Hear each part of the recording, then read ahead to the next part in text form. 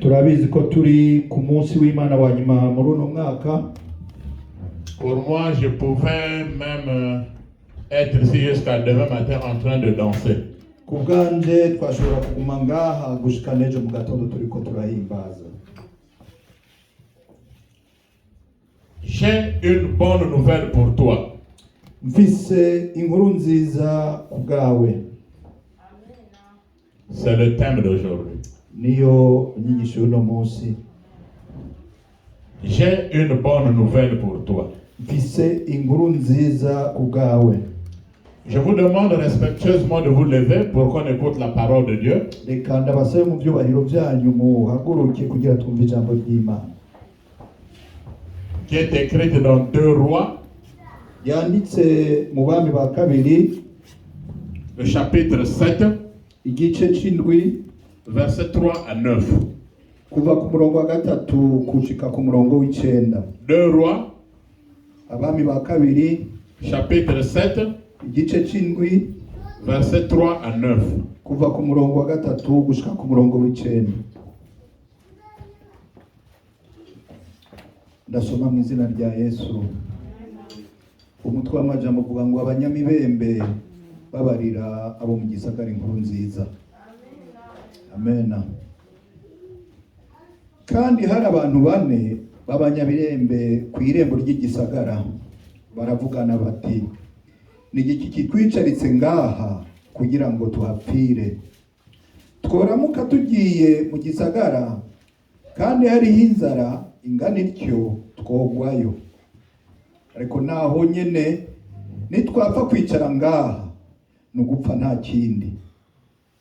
None rero nimuze twisabe ingabo z'Abasiriya. Nibaduhangaza tuzobaho, naho nibatwica nakare kwa rugupfa no gupfa. Nuko bahengera ubibiriye barikora ngo baje aho Abasiriya bacumbitse. Ariko bashitseho amahema y'abatangurira basanga ata muntu akiharangwa, kuko Uhoraho yari yatumye haza mu matwi y'ingabo z'Abasiriya uguhinda kw'imigogote, ukw'amafarasi n'ukw'ingabo nyinshi, bituma bavugana bati, erega umwami w'Abisirayeli yahereye abami b'Abaheti n'abami bo muri Egiputa ngo badutere. Nuko barahaguruka barahunga aho nyene buhwibiriye, bata amahema yabo n'amafarasi yabo n'indogoba zabo, basiga byose uko byakabaye aho bari bacumbitse, kugira ngo banyaga amagara. Nuko abo banyamibembe bashitse aho ayo mahema atangurira, binjira mu ihema rimwe, bashirako bararya baranywa, basahuramwo ifeza, inzahabu n'imyambaro, baragenda barabinyegeza. Baragaruka binjira mu rindi hema, basahuramwo ibindi, navyo nyene baragenda barabinyegeza. Hanyuma baravugana bati, ivyo tugize sivyo, kuko uwo munsi ari umunsi wo kuvuga inkuru nziza, natwe tukaba dupfuye kwihorera. Nitwarorera ko buca bizodusubirako. Nimuze tugende tubibarira b'ibwami. Amena. J'ai une bonne nouvelle pour toi. Fise inkuru nziza ku bwawe. Quand une personne vient te dire seulement que j'ai une bonne nouvelle pour toi, tu commences à sourire, tu es déjà dans la joie avant de recevoir même la nouvelle. Iyo umuntu aja kukubwira ngo mfise inkuru nziza ku bwawe, utangura gutwenga imbere yuko ubwirwa n'iyo nkuru. Maintenant je te dis que j'ai une bonne nouvelle pour toi. Ubu naho nanje ndakubwiye nti mfise inkuru nziza ku bwawe. Est-ce que tu peux acclamer le Seigneur Mbega uhamashi Imana avec des cris de joie? Avec des cris de joie.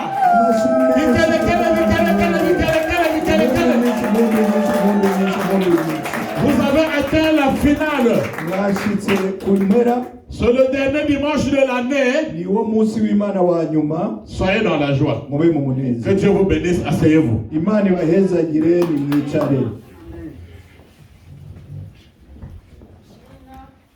C'était un confinement.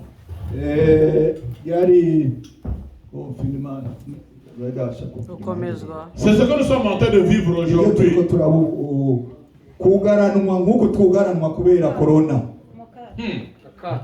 mukato cyari igihe cy'akato. Ça n'a pas commencé aujourd'hui. Hein. Ntibyatanguye no munsi. En Samarie, avec le confinement de la famine. Muri Samaria hariho bari bahaye akato k'inzara. Dans le temps, toutes les grandes villes étaient barricadées, clôturées. Ibisagara byose binini byaba bifise inzitiro parce qu'elles vivaient des guerres. Icyo gihe kuko hari intambara nyinshi. Et la ville de Samarie était en guerre contre les Syriens. Kandi igisagara cya Samaria bariko baragwana n'Abasiriya. Et les Syriens ont imposé un confinement à la Samarie. Hanyuma Abasiriya baragota Samaria baja mu muhezo. Pas de sortie, pas d'entrée. Ntibashobora gusohoka, ntibashobora no kwinjira. Combien de personnes le diable a mis dans le confinement?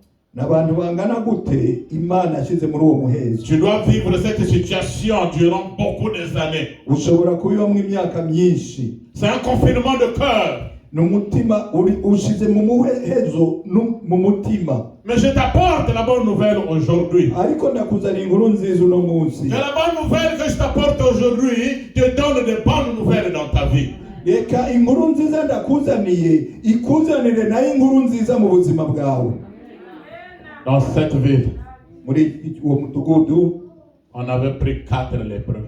Hariho bari bafashe abanyamibembe bane. On les a jetés dehors. Babata inyuma y'igisagara. La Bible dit que la ville était dans la famine. Ijambo ry'Imana yatubwira ko icyo gisagara cyari mu nzara. Mais si on vous bloque, ariko bakugaranye, pas de sortie, ntusohoka, pas d'entrée, kandi ntiwinjira, ce que vous allez manger va finir. Ibyo wari ufise byo kurya birarangira. Donc les gens pouvaient mourir. Abantu rero bashobora gupfa. C'était dur pour eux. Byari bikomeye kuri bo. Mais ce qui me fait mal ici, c'est qu'on prend 4 personnes ariko ikimbabaza ngaha bafasha abantu bane qui souffraient de la lèpre, basanze bagwaye imibembe, on les met hors de la ville. babataye inyuma y'igisagara. Parce que la lèpre était considérée comme une maladie de malédiction. Kubera yuko ingwara y'imibembe kwari nkukuba ikivume. Une maladie contagieuse. Kandi yari n'ingwara yandukira. Donc ces gens ne pouvaient pas vivre avec d'autres personnes. Abo bantu ntabwo bashobora kubana n'abandi bantu. Oh, je peux dire aujourd'hui qu'ils étaient méchants. Urashobora kwibaza uno munsi abo bantu bari bafise imitima mibi. Combien de personnes ont rejeté les frères et sœurs quand on a entendu qu'ils ont le coronavirus et nous sommes là. N'abantu bangahe ngaha bavuze bakumiriye abandi kubera ko bumvise ngo bagwaye corona, ariko turacari kumwe. J'ai entendu même un qui est en train de trembler. Oh, non mais tu as le corona, tu ne pouvais pas m'appeler. Est-ce que le corona peut se transmettre par le téléphone? Numvise ngo n'umuntu yabwiye uwundi ngo ufise corona ni wategereza no kumpamagara, mbega corona yari kumwandukira muri telefone. Ces gens-là ont été mis, on les a poussés hors de la ville. Abo bantu rero barabasunitse babata inyuma y'igisagara. Bien maintenant le Seigneur est déjà parmi nous. Bakundwa muri Kristo bamwe muri twebwe Qui a été jeté de la famille. Bari bahebwe n'umuryango, batawe n'umuryango. Personne ne pouvait te donner la chance dans la vie. Nta numwe yaguha ibakwe mu buzima bwawe. Personne ne pouvait penser qu'un jour tu peux venir en Europe. Nta nuwibaza numwe mu muryango ko wowe uno munsi ushobora kuba. Personne ne pouvait penser que tu pouvais te marier un jour. Nta numwe yashobora kwibaza ko uno munsi wowe wubatse. Personne ne pouvait penser que tu pouvais travailler, tu pouvais acheter la voiture un jour. Nta numwe yashobora kwibaza ko uzoronka akazi ugakora ukagura n'imodoka. Mais nous prions un Dieu. Ariko dusenga Imana. Celui-là Iyo Mana qui prend celui qu'on a jeté, afata wa wundi yatawe, celui qu'on avait humilié, wa wundi yasuzuguwe, celui qu'on a mis en bas, wa wundi bashyizwe pour hasi le remonter, akamuzamura, pour le faire asseoir akamwicarana avec les grands n'ibikomangoma, et manger akarya avec les grands. akasangira n'ibikomangoma. Alléluia. Amen. Alléluia. Amen. Toutes les personnes qui ont été rejetées et jetées dans la Bible, abantu bose twumvise batawe bari bahebwe muri Dieu Bibiliya, avait fini par les rehausser. Imana byarangiye ibadugije. Moïse a été jeté dans l'eau quand il était bébé. Mose yatawe mu mazi igihe yari umubebe. Il a été repris baramutora, Mais c'est lui qui était parti pour délivrer maintenant les enfants d'Israël. ariko impera niwe yagiye kubohora ubwoko bwa Isirayeli. Oh, Joseph était jeté dans une citerne Na Yosefu yari yatawe mu kinogo par ses frères, atabwa na bene wabo, remonté de la citerne. akugwa muri cya kinogo, Il était devenu premier ministre en Égypte. agenda kuba umushikiranganji cyangwa igikomangoma muri Egiputa. Alléluia. Amen. Jephthé, Yefuta il a été rejeté par ses frères. yari yatawe na Mais bene pour la wabo, délivrance, ariko mu kubohorwa les gens avaient encore besoin de lui. niwe basubiriye gukenera. Alléluia. Amen. Jésus-Christ de Nazareth, Yesu w'i Nazareti, la pierre ibuye qu'on avait rejetée, ryari ryari c'est celle qui est devenue la principale à l'angle. ni ryari ryubatse akomeje imfuruka, Le nom qui est élevé au-dessus de tous les noms. izina riri hejuru y'amazina Dans les yose, cieux, mw'ijuru, sur la terre, kw'isi, sous la terre, musi, dans la forêt, mw'ishamba, dans les eaux, mu mazi, dans les abîmes. mu Le mikuzimu. nom de Jésus-Christ de Nazareth. Alléluia. Izina rya Yesu Kristo w'i Nazareti, haleluya. De même que tu es un petit chrétien, une petite chrétienne, nuko nawe woba ari umukristo muto canke umugore canke w'umugabo, je voulais dire que de même que tu es appelé chrétien ou chrétienne, tu es donc un petit de Christ, donc la sœur de Jésus, le frère de Jésus. Ceux qui t'ont rejeté, ils vont le regretter. ndakwibutsa yuko uri mwene wabo canke mushiki wa Yesu Kristo. Rero baba ndi bagusuzuge, baba ndi bagutaye, ejo bazokwicuza. J'ai une bonne nouvelle. Mfise inkuru nziza kuri wewe. 4 lépreux Abanyamibembe bane à la porte de la ville. bari inyuma y'umuji. Pouvez-vous penser une fois? Murashobora kubyiyumvira, Ils étaient exposés au froid, bari hanze, imbeho ishobora kubashikira, exposés aux bêtes féroces. ibikoko bishobora kubarya, Ils étaient malades, banagwaye, rien à manger. abatagira ico barya. C'est-à-dire qu'ils étaient exposés même, c'est-à-dire que quand l'ennemi devait venir, les premiers qu'on devait tuer, ça devait être eux. Urumva bari ku irembo, na wa mwasi yaza kwinjira, abambere bari kwicwa bari bo. Ils se sont dit Hanyuma baravugana, que l'on reste ici, tugume ngaha on va mourir. turapfa. Dans la ville aussi, Hariya mu gisagara naho et ils n'avaient pas de nourriture. nabo nta ndya bafise. Bien aimé dans le Seigneur, Bakundwa, le Dieu que nous prions, Imana c'est le Dieu qui fait justice.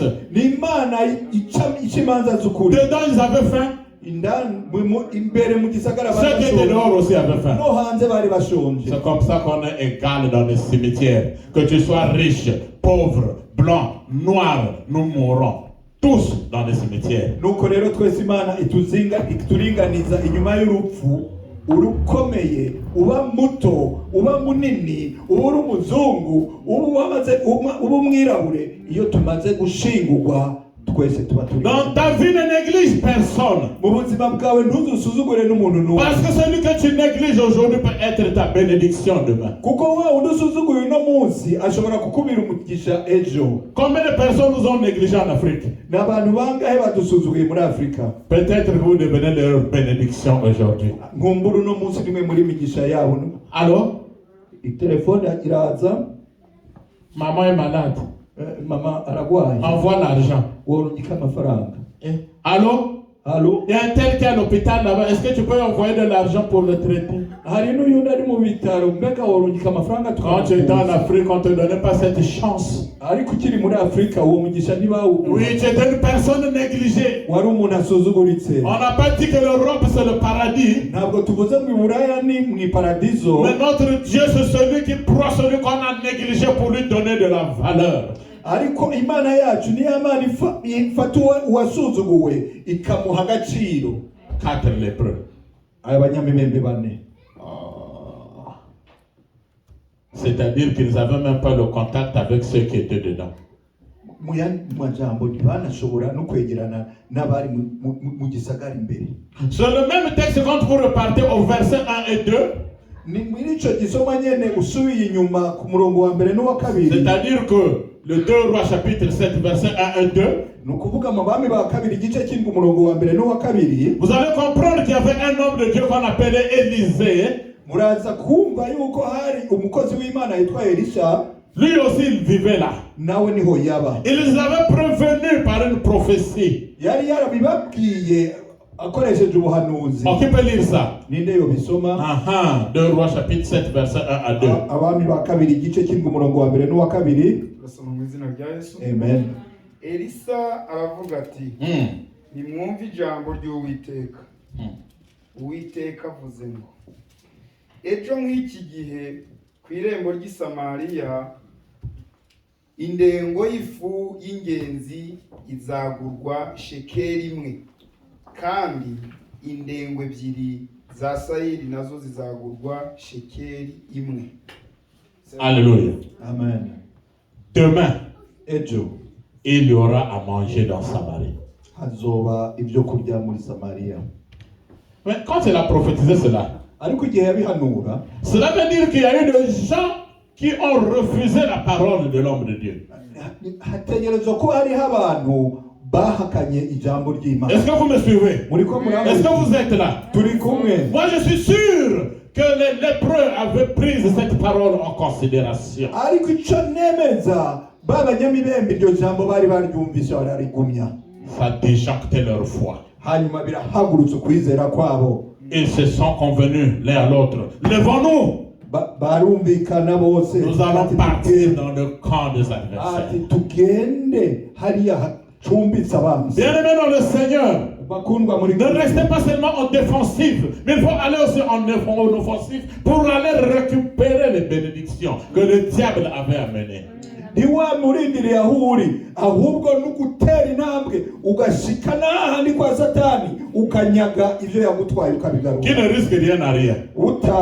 Utagize ico atanga nta n'ico aronka. Faites le premier pas et Jésus-Christ va vous aider à faire le deuxième pas. gira intambwe ya mbere kugira ngo Yesu Kristo agufashe gutera izisigaye. Ces 4 lépreux, Abo banyamibembe malades, bagwaye normalement ils ne pouvaient même pas bien marcher. nta nubwo bashobora gutambuka Mais neza. avec Jésus-Christ, Ariko hamwe na Yesu même Kristo, quand tu es fatigué, naho uba même warushe, quand tu penses que tu es fini, naho kwibaza ko il te warangiye, redonne une autre force. agusubiza izindi mbaraga. Ils n'avaient pas des armes avec eux. Nta migwanisho bari bafise, Toute une ville igisagara cose était dans la peur. itacyari mu bwoba. Mais les 4 lépreux, Ariko abanyamibembe ils se sont levés. barahaguruka, Ils se sont entendus. barumvika. La Bible déclare Ijambo que ry'Imana 2 riravuga personnes ne peuvent pas marcher ensemble s'ils ne s'entendent pas. ko abantu babiri badashobora kugendana kugira inzira imwe batumvikana. Les amis de souffrance. Aba inshuti zo mu mubabaro. Ya, bienvenue. Bien-aimé dans le Seigneur. Bakundwa muri Kristo, N'accepte jamais ntiwigere d'avoir des amis pendant que tu es béni. ntiwigere ushaka kuronka inshuti mu gihe ufise umugisha. Je sais. Amen. Vous allez dire, oh pasteur, vous êtes méchant. Mais je dis oui. Muraza kuvuga ati pasteur uri umuntu mubi, ariko je ndavyemeza.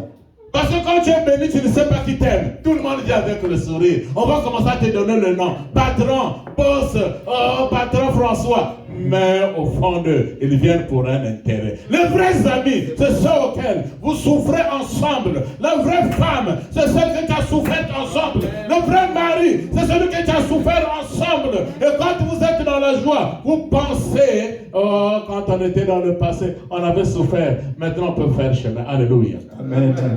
Kubera yuko abagenzi baba nibakwereka ko ari abagenzi uri mu mugisha, baba baje kubera umugisha.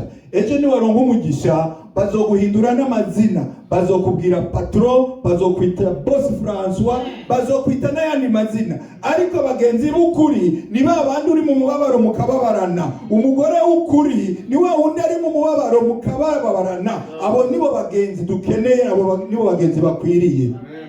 Que Dieu te bénisse. Amen. Que Dieu te bénisse. Amen. Yes, agis-moi. Amen. Yes, agis-moi. Amen. 4 lépreux, Abanyamibembe ils se bani sont levés. barahaguruka. Ah, ce qui est scellé sur la terre.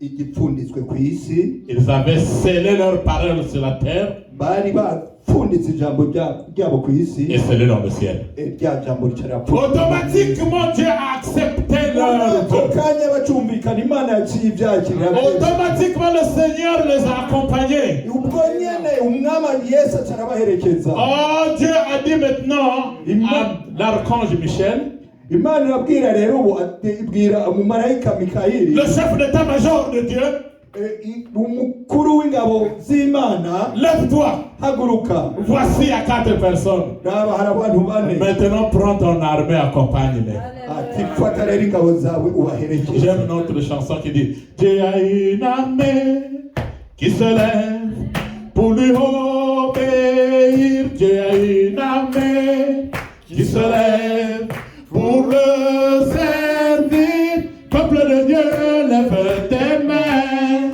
pour l'adorer. Peuple de Dieu, ouvre ta bouche. Dieu veut parler. Peuple de Dieu, lève tes mains pour l'adorer. Peuple de Dieu, ouvre ta bouche. Dieu veut parler. Dieu a une armée Imana ifise ingabo qui se lève. zihaguruka. Oh, Dieu a une armée. Imana ifise ingabo. Rappelez-vous, Mwibuke dans le chapitre 6, mu gice cya gatandatu les Syriens avaient envoyé des militaires pour arrêter Élisée. Abasiriya bari barungitse ingabo kugira ngo bafate Elisa. Quand ils sont arrivés, Bamaze gushika, le fils spirituel d'Élisée commença à trembler. umwana mu mwuka wa Elisa atangura kugira ubwoba. Il dit, papa, regardez les Syriens. Aravuga ati data muvyeyi raba ingabo zije. Mais quand Élisée ouvre les yeux, Ariko Elisa yuguruye amaso, il a vu une grande armée de l'Éternel autour d'eux. abona ingabo nyinshi cyane z'Uhoraho zibakikuje. Il a prié Dieu. Asenga Imana. Éternel, Imana ihoraho, ouvre les yeux de mon fils spirituel. ugurura amaso y'umuhungu wanje mu mwuka, Qu'il voit cette armée que tu nous nawe envoies. abone izi ngabo Et waturungikiye. dès que Géasi a vu l'armée, Gehazi rero arabona za ngabo, Élisée lui a dit, aramubwira, ceux qui sont en nom abari kumwe natwe sont plus forts que ceux qui sont en nous. nibo bakomeye gusumba abari kumwe n'abariya. Celui qui est en toi est plus fort que ton ennemi, mon frère. Uri muri wewe afise imbaraga gusumba umwanzi Je wawe. t'apporte une bonne nouvelle aujourd'hui de ta libération. Ndakuzaniye inkuru nziza y'ukubohoka kwawe. Ces gens marchaient à 4. Abo bantu bagenda ari bane, Ils n'étaient qu'à 4. bari bane gusa, Or, l'agneau de Dieu a 4 pattes. kandi umwagazi w'Imana ufise amaguru ane. L'agneau de Dieu, c'est Jésus-Christ de Nazareth. Umwagazi w'Imana ni Yesu Kristo Et les w'Inazareti. 4 pattes de Jésus-Christ, c'est l'évangile. Les 4 évangiles. Évangile selon Matthieu, Marc, Jean et Luc. Alléluia. Kandi amaguru ane ya Yesu ni za njiri ya Matayo, ya Mariko, ya Luka n'iya Yohana. Yesu asimwe. Amen. Quand ils marchaient, Batambuka, eux-mêmes ne savaient pas qu'ils avaient l'armée avec eux. bo ubwabo nta nubwo bari bazi ko ari kumwe n'ingabo. Mais la Bible dit Ariko ijambo ry'Imana que tubwira notre Dieu, ko Imana yacu il est devant comme Alpha, iri imbere nka Alpha, derrière comme Omega, ikaba inyuma nka Omega, au milieu comme Emmanuel. hagati yacu na Oh, Emmanuel. oui, la princesse de Dieu a nous enseigné hier. Emmanuel veut dire Dieu est avec nous. Umukobwa w'Imana Soja yarabitubwiye. Emmanuel ni ukuvuga Imana iri kumwe natwe. Quand il marchait Batambuka dans le camp des ennemis, mu rundi ruhande rw'abanzi, dans le camp des Syriens, mu ruhande rw'Abasiriya, ils ont sorti le bruit des chars. bumvise induru nyinshi. Ils ont sorti, y'ibikogote. oui, ils ont sorti les sabots, les chevaux. Bumva amaguru bita nk'ay'indogoba nk'ay'amafarashi. Des sabots, des chevaux. Amaguru nk'ay'amafarashi. Des chevaux conduits par des anges. Ayo mafarashi yarazanywe Des n'abamarayika. Abamarayika. Et des chars conduits par des anges. Kandi nayo mikogote. Ils se sont dit, ça devient sérieux. Baravuga bati ha birakomeye. Tu entends ce bruit? Urumva iyo ubwo rwamo. L'Éternel des armées, Mana y'ingabo il n'avait même pas tiré dans le camp des adversaires. nta nubwo yigeze inarasa muri abo Basiriya. C'était seulement le bruit. Rwari urusaku induru rwamo. Moi, je pense que c'était pas un bruit simple, c'était le bruit de Dieu. Jose nibaza ko rwari urwamo yari induru isanzwe, yari induru y'Imana. Parce que la Bible déclare Kuko ijambo ry'Imana iravuga que l'Éternel tonna aux cieux, ko Imana parla aux cieux, Imana iravuga iri mu ijuru, et des grêles sortirent de ses narines, hanyuma des grêles de feu intete z'umuriro zisohoka mu mazuru yayo et dispersa les ennemis. hanyuma zihungisha abansi. Alléluia. Amen. Alléluia. Amen. Est-ce que tes ennemis peuvent se disperser aujourd'hui? Mbega abansi bawe uno munsi ntibahunga. De même que c'est leur premier marché. Nk'uko abo banyamibembe Je te batambuka, demande de marcher dans la foi. nawe ndagusabye utambuke mu kwizera. Je te demande de marcher dans la prière. Ndagusabye utambuke mu masengesho. Plus que tu marches dans la prière, uko uzokomeza gutambuka mu tu masengesho, rentres dans l'an 2022, winjira mu mwaka wa 2022. que la maladie prenne la fuite. Reka indwara zihunge. Que la malédiction prenne la fuite. Reka indwara ziruke zihunge. Que la mort prenne la fuite. Reka urupfu rukunye. Qu'ils sachent qu'il y a des enfants de Dieu, Bimenye yuko hari abana des filles de Dieu, abakobwa qui b'Imana commencent à venir. batanguye kuza. Ce que tu as subi en 2021, Byagushigiye muri 2021, tu dois les laisser en 2021. ubigumize muri uno mwaka Dieu nyine. soit si moi. Amen. Dieu soit si moi. Amen. Les enfants d'Israël, Abana b'Isirayeli quand ils traversaient la mer, bariko barambuka inyanja, l'Éternel a dit à Moïse, Imana ibwira Mose, les Égyptiens que vous avez vus aujourd'hui, abo banyegipta muri ko les Égyptiens que vous avez vus aujourd'hui, mwabonye no munsi, vous ne les verrez plus. ntabwo muzosubira Vous ne les kubabona. verrez plus. Ntabwo muzosubira Tout kubabona. ce que tu as subi en 2021, Byagushikiye byose mu ça doit rester en 2021. bitegerezwa kuguma muri uwo Est-ce que tu mwaka. peux te lever là où tu es? Tu dis, je marche sur les malédictions de Dieu. Ese nimo haguruka aho muri. Est-ce que tu peux dire, je piétine la maladie de 2021. Uhonyere indwara zose zo mu mwaka Je ushize. marche sur la pauvreté de 2021. Uhonyere ubukene bwa mwaka 2021. Hier soir, c'est moi. Veuillez nous asseoir. Murashobora kwicara. 2022. Nous devons rentrer. Nous devons rentrer avec joie. Mutegerezwa kwinjira Je mu vous munezero. apporte la bonne parole aujourd'hui. Ndabazana inkuru Je nziza. vous apporte la bonne nouvelle aujourd'hui. Ndabazana inkuru nziza. Car lui-même, Jésus-Christ ne faisait que proclamer la bonne nouvelle. Kubera yuko na Yesu Kristo ubwiwe nta kindi yakora atari kuvuga ubutumwa Hallelujah. bwiza. Amen. Alléluia. Amen. Les lépreux étaient où? À la porte de la ville. bari hanze y'igisagara. Oh, si on te met à la porte, ne t'inquiète.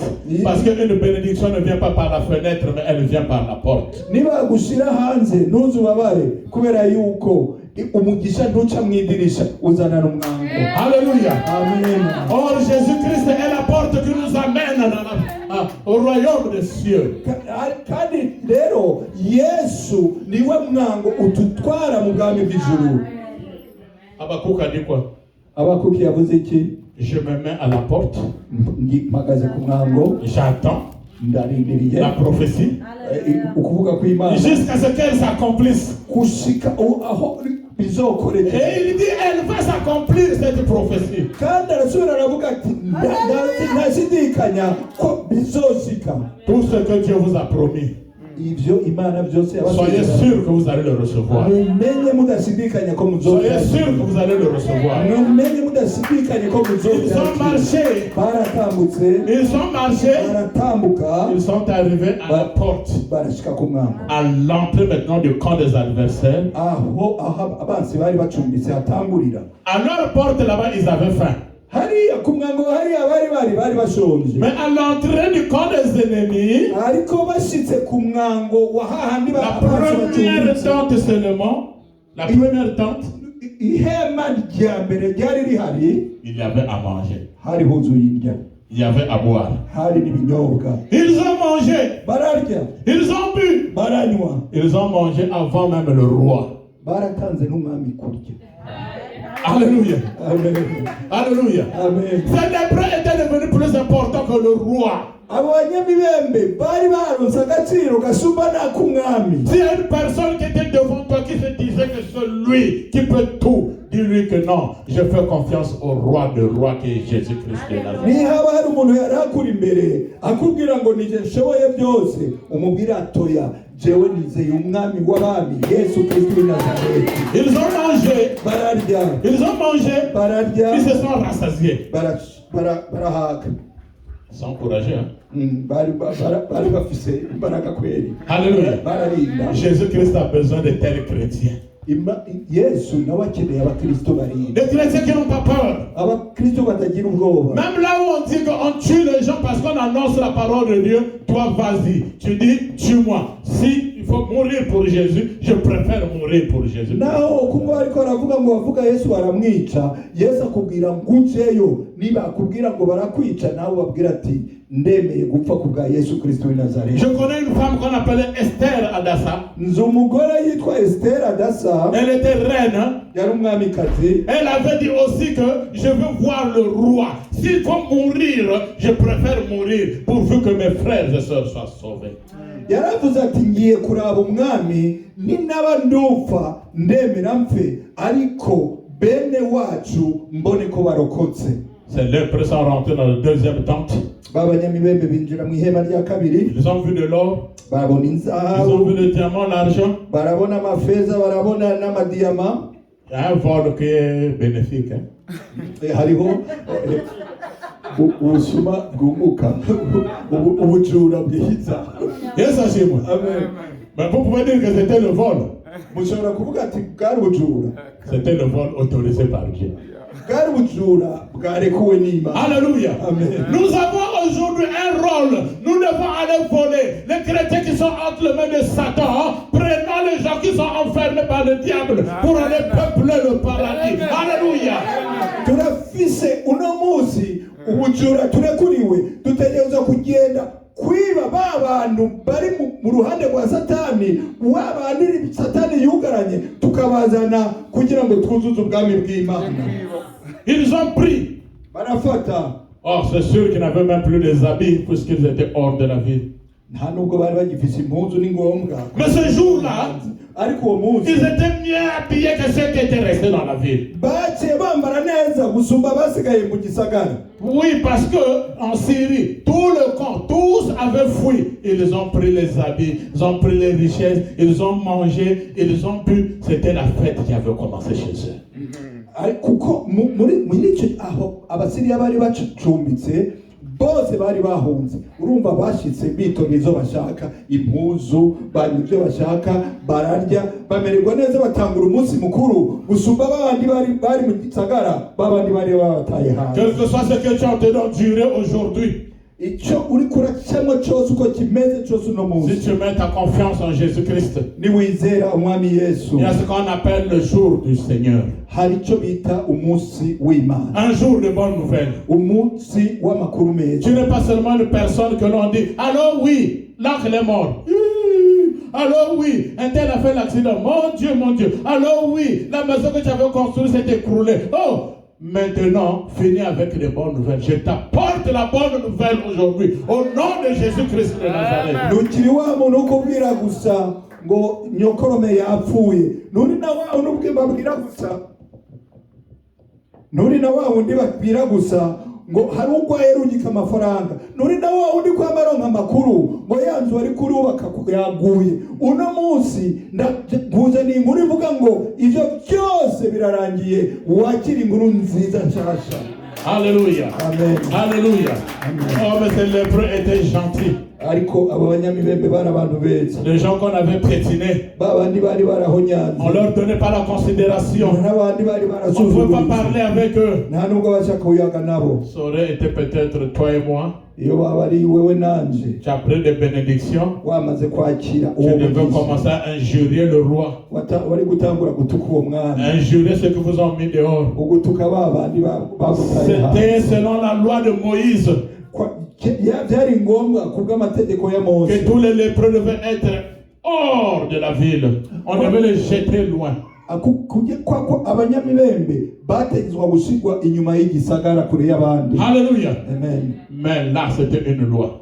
Ariko ngaho ryari itegeko. Or, nous avons celui qui est venu. Ariko turafise uwaje, Celui qu'on appelle Jésus-Christ de Nazareth. wa undi yitwa Yesu Kristo w'i Il n'est Nazareti. pas venu pour te condamner. Ntabwo yaze guca imanza. Si Moïse est venu avec la loi, Jésus-Christ est venu avec la grâce. Reçois la grâce de Jésus-Christ. Yaba Mose yazanye amategeko, Yesu yazanye ubuntu. Alléluia. Amen. Ils étaient sauvés par la grâce. Bakijijwe n'ubuntu. Mais j'aime ces 4 lépreux. Ariko ndakunda Ils n'avaient pas de la haine. nta rwango bari bafise, Ils avaient l'esprit de pardon. bari bafise umutima w'imbabazi. Ah! Nous devons aller avertir les autres. bariyumvira ati dutegerezwa gutanga inkuru ku Une bandi. vraie bénédiction, Umugisha c'est une mwiza bénédiction partagée. umugisha usabikanye usangiwe. Je répète, Ndasubira, une vraie bénédiction, umugisha mwiza c'est une bénédiction partagée. umugisha usangiye n'abandi. Alléluia. Amen. Tu as 4 enfants, Ufise abana 5 enfants. batanu. Quand tu regardes l'autre qui n'a pas d'enfant, au lieu de prier pour elle ou pour lui, tu commences à se moquer de lui. C'est celui-là l'homme que nous sommes. Iyo ufise abana bangana gutyo ukaraba utamufise hakumusengera utangura kumucira kwiteka no kumusuzugura. Il y a d'autres même, oui papa, il y a d'autres même, ils ont même 4 boulots. On lui a dit qu'il y a un poste qui est vacant. Il préfère ne pas te le dire parce qu'il sait que si tu le dis, toi tu vas être comme lui. Donc il n'y a que lui qui peut bénéficier, toi tu ne bénéficies rien. Les chrétiens d'aujourd'hui, nous sommes où? Hariho n'abandi baba bari nko mu kazi bafise ubuzi bungahe ariko bakumva ari akazi hari kubikubwira kandi bazi kugakeneye bakatuma babihora kuko bazi neza ko nibabikubwira uzohava nawe umera nkabo. Abo nibo bakristo buno munsi. Abakristo buno munsi tugeze. Il y a même des méchantes personnes ou des méchantes personnes. Il a un passeport rouge. On lui a donné le passeport, la nationalité. Mais toi qui es venu te regarder, il dit non. Celui-là ne peut pas avoir aussi les papiers en Norvège. Il commence à raconter des choses pour t'accuser pour que tu ne puisses pas avoir le passeport rouge comme lui. Hariho n'abandi b'imitima mibi bamaze kuronka n'ubwene gihugu ariko akakuraba uri mu nzu uri kuraza iby'impapuro zawe bitaratungana hakukwereka inzira agatangura kugenda kuvuga amajambo mabi kuri wewe kugira ntuzumere nkawe. Nuko abakristo buno munsi twabaye. Comment regardes-tu les amis que tu as laissés dans le camp en Afrique? Même ici, il y a encore des gens qui sont dans le camp, qui n'ont pas de papiers. Et toi qui as trouvé les papiers, quand tu passes maintenant devant eux, moi je ne suis pas n'importe qui, tu as eu les papiers, tu as fait le concours, c'est pas un examen.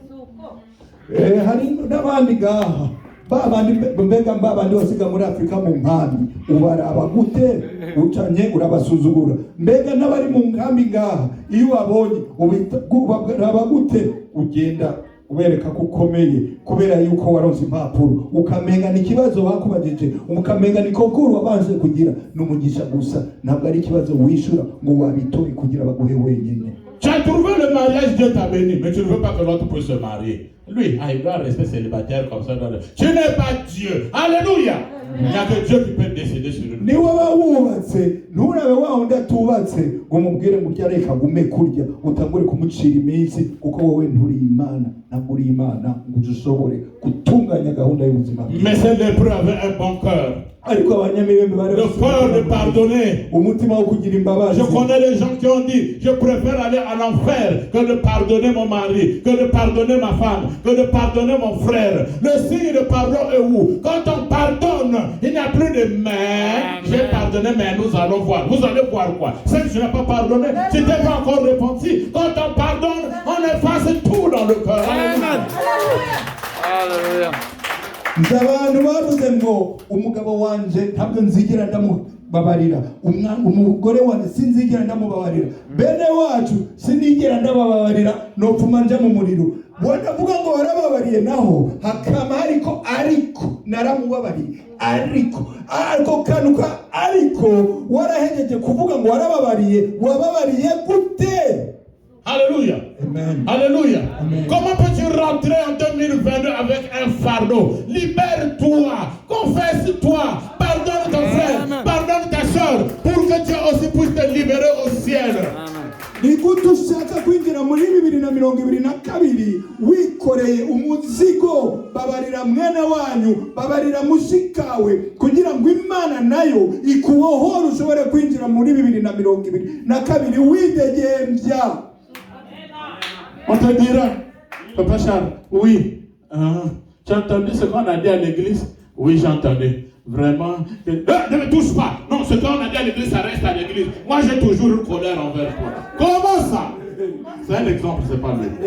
Na Karoli atanze si Karoli ni muhambe mubyumva kuri Karoli. Umuntu akamenya ati Papa Charles wumvise ibyo bavuze mu rusengero. Ibyo bavuze mu rusengero wesigara mu rusengero ntusubire kunkora ko ntunyegere. Ce lépreux n'avait pas encore Jésus-Christ en ce temps-là. abo banyamibembe nta Yesu yari ahari icyo gihe, Mais toi et moi, nous avons Jésus-Christ aujourd'hui. ariko wowe nanjye dufise Yesu. Et ils avaient pardonné.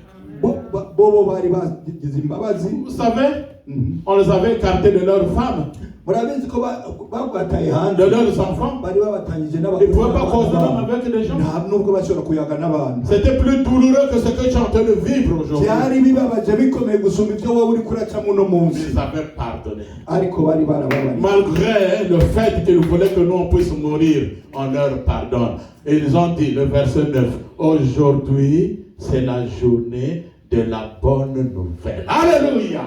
Baravuze bati naho bari baradutaye, naho bashaka ko dupfa, ariko twebwe tubababariye, kubera yuko mu murongo w'icenda baravuze ati uno munsi ni umunsi wo gutanga inkuru nziza. Haleluya!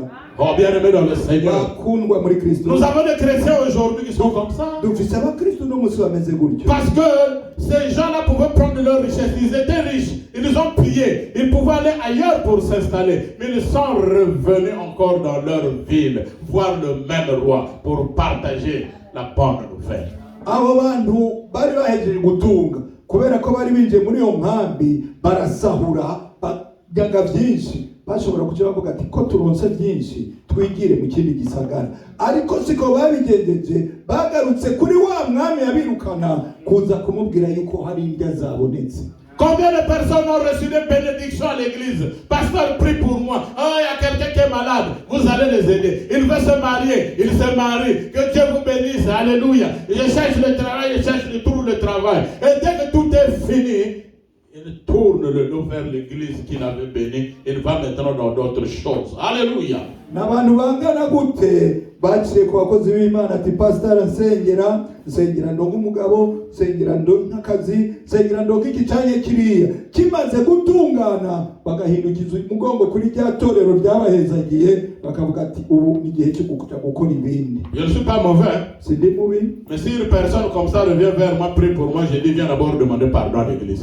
ariko umuntu nk'uwo niyagaruka iwanjye ngo namusengere, nzomubwira ntibanduze mwitoro usaba imbabazi. Alléluia. Amen. Alléluia. Amen. Nous allons vers la fin. Turiko turaja kurangiza. Esaïe, Yesaya chapitre 61, verset 1 à 2. ku gice cya 61 mu murongo wa mbere n'uwa Esaïe kabiri. 61, 1 à 2.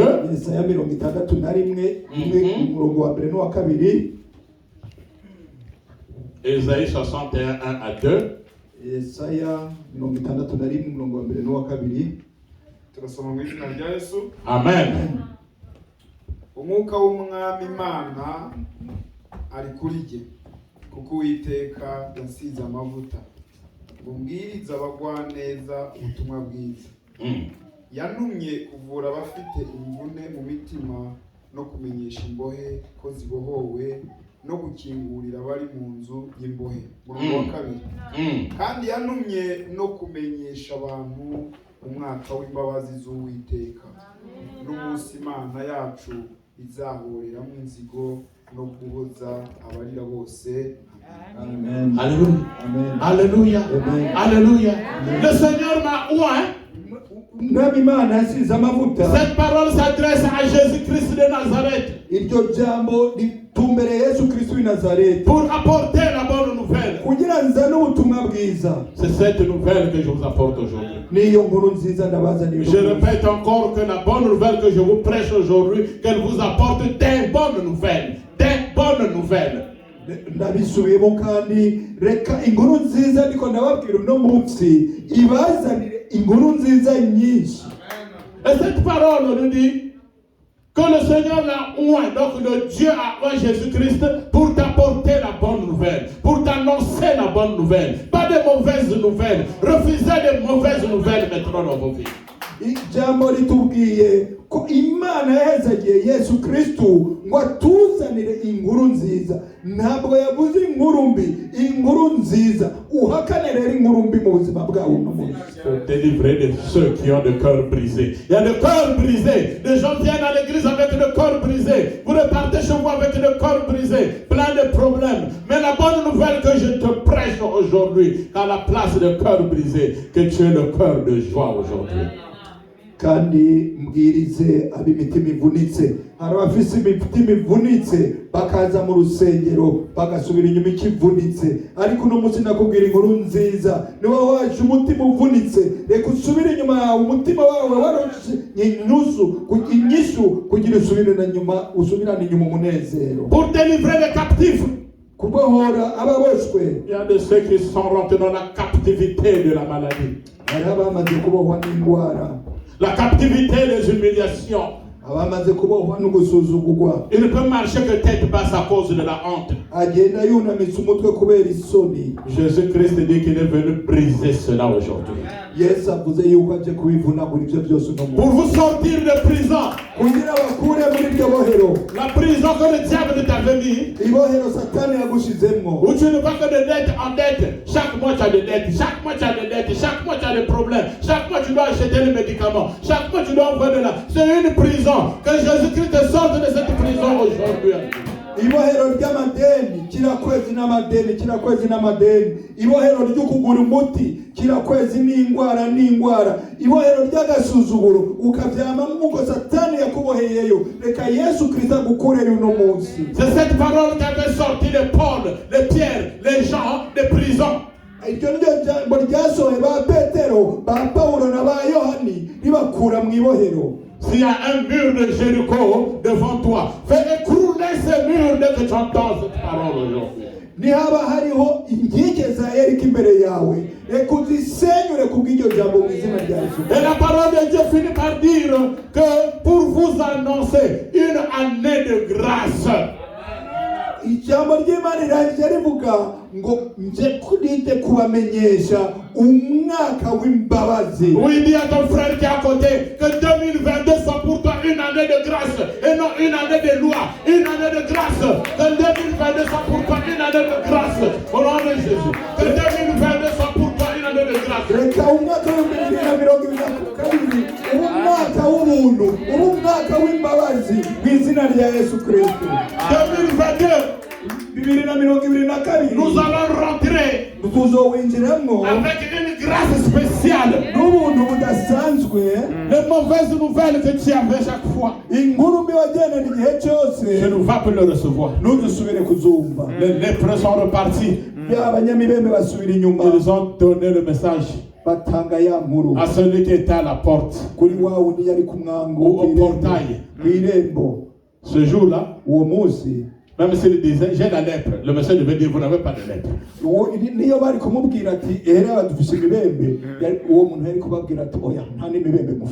Alléluia. L'intégration forcée. Alléluia. Là on avait dit que tu ne peux pas marcher, tu ne peux pas rentrer. Jésus-Christ te dit rentre par force. Alléluia.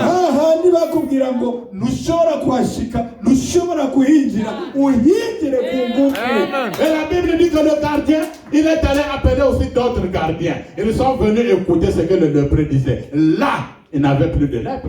Pourtant la lèpre existait, mais eux de leurs yeux, ils ne voyaient plus la lèpre. Ils avaient faim. C'était une bonne nouvelle. Ijambo ry'Imana risubira kutubwira yuko wa mucunzi yaracunze hahandi, wa undi wa murinzi yararinze hahandi, yagiye guca guhamagara abandi barinzi. Babarinzi bose na wa wundi bagaruka kumviriza b'abanyamibembe cyazira kwegera kubera wiki mu maso ntibari bakibona imibembe, naho imibembe yari ikihari kubera ko bari bakiriye ubutumwa bwiza. Alléluia. La nouvelle est arrivée jusqu'au roi. Yamakuru aragenda ashikira umwami. Amen. Ce jour-là, tout le peuple était sorti pour aller aussi piller dans le camp des ennemis. Je pense que les gens ne voyaient plus le roi. Mais l'honneur et la gloire étaient maintenant à ces 4 lépreux. Et